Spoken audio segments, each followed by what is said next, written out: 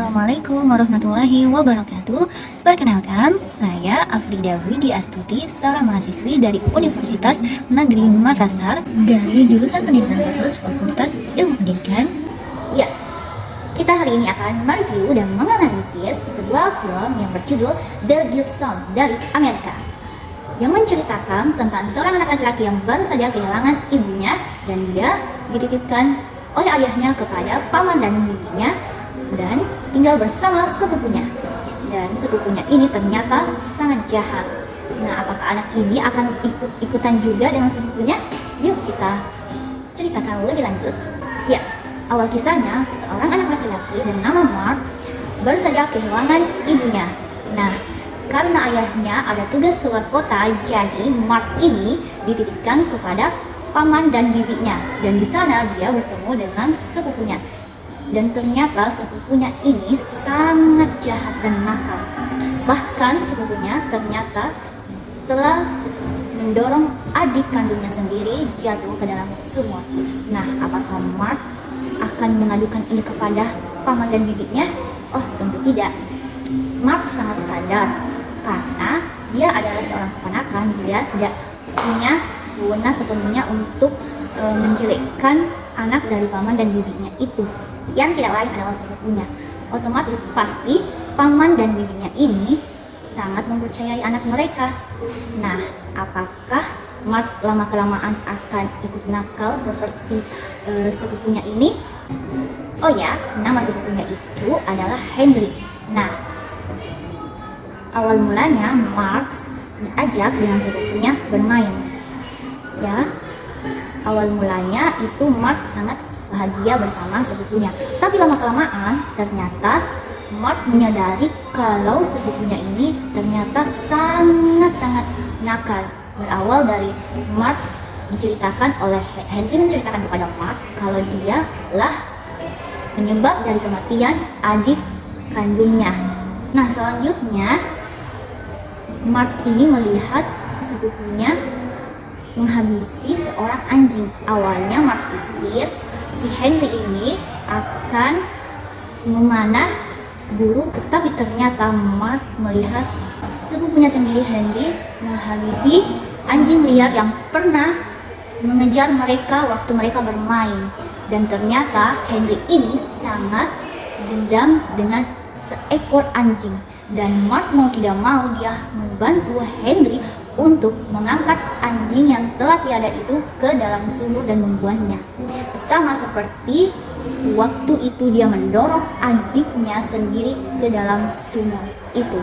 Oh ya, nama bibinya Mark itu adalah Susan. Susan ini sangat baik terhadap Mark.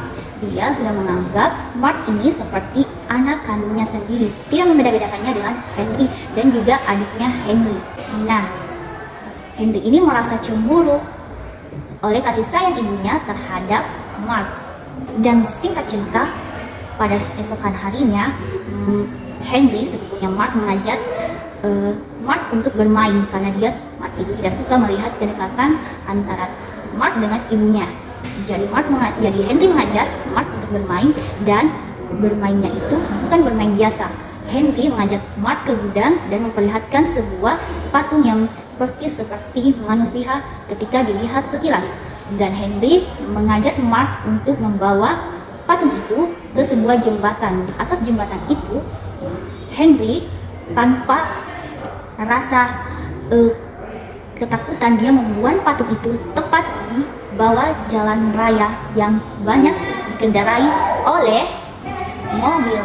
Dan ternyata akibat dari Henry membuang patung yang mirip seperti orang itu mengakibatkan kecelakaan beruntun yang membuat banyak orang terluka. Dan disitulah Mark merasa ketakutan setakut-takutnya, lebih dari kejadian kemarin yang dibuat Henry telah menembak seekor anjing. Dan Mark merasa ketakutan. Dia ingin menceritakan itu kepada bibinya dan juga pamannya, tetapi dia takut kalau paman dan bibinya ini tidak percaya. Jadi dia mengadukannya kepada ayahnya, dan ayahnya menyuruh dia untuk mengonsultasikan masalah itu kepada psikolognya, karena ayahnya memberikan psikolog untuk Mark agar dia tidak merasa depresi habis kehilangan ibunya.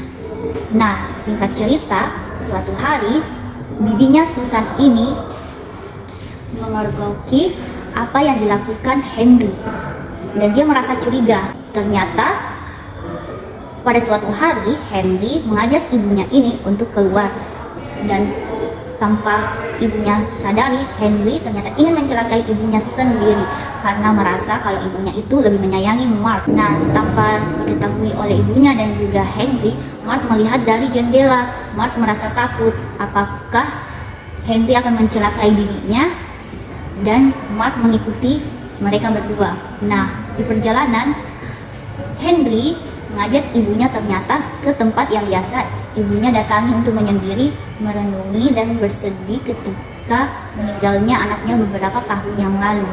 Nah, disitulah ibunya ini, Susan, menanyakan tentang perihal kematian adiknya. Apakah benar yang dikatakan Mark kalau Henry yang menghabisi adiknya? Dan ternyata ya, Henry mengatakan ya.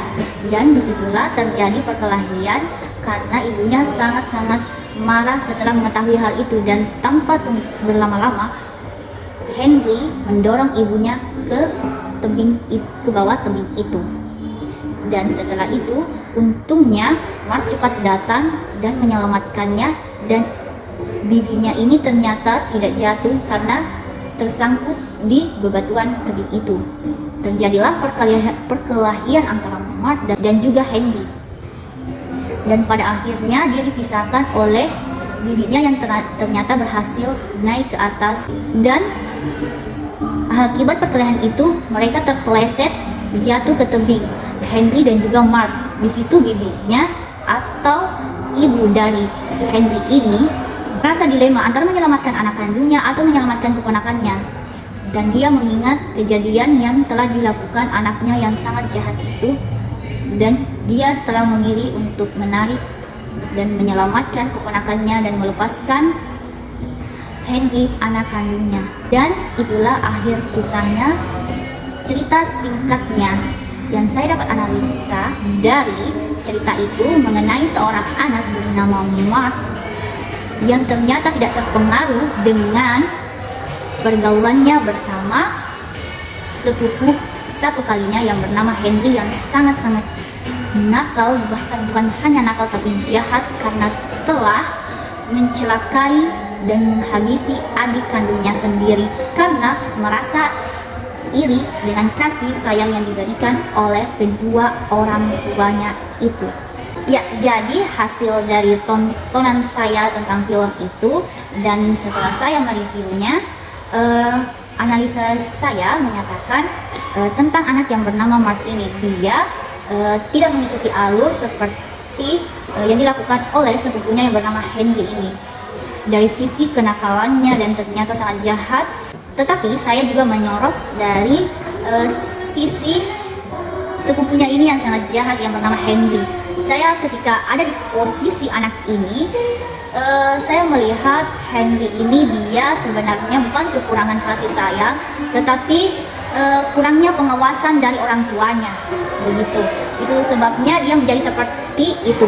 Dan dari sisi Mark selaku peran utamanya, Mark ini tidak mengikuti alur seperti yang dilakukan oleh sepupunya Henry, yang itu melakukan kejahatan. Justru dia merasa takut dan ingin melaporkannya kepada ayahnya. Dan ya, kesimpulannya, saya baru memahami bahwa ciri-ciri anak tunalaras itu seperti anak pada umumnya, tetapi keadaan mereka seperti tidak terlihat dan tidak terdeteksi ketika kita tidak benar-benar memperhatikannya. Jadi pada kesimpulannya, kita tidak dapat mengidentifikasi anak tunalaras hanya sekali lihat saja. Kita benar-benar harus memperhatikannya dengan sangat baik, dan tidak dapat hanya satu aspek saja kita bisa menyangkakan anak itu adalah anak tunalaras atau anak nakal. Kita karena itu tidak terlalu kentara, karena mereka itu seperti anak pada umumnya yang tidak menunjukkan kalau dia itu anak tunalaras. Begitu, sekian dari saya. Assalamualaikum warahmatullahi wabarakatuh.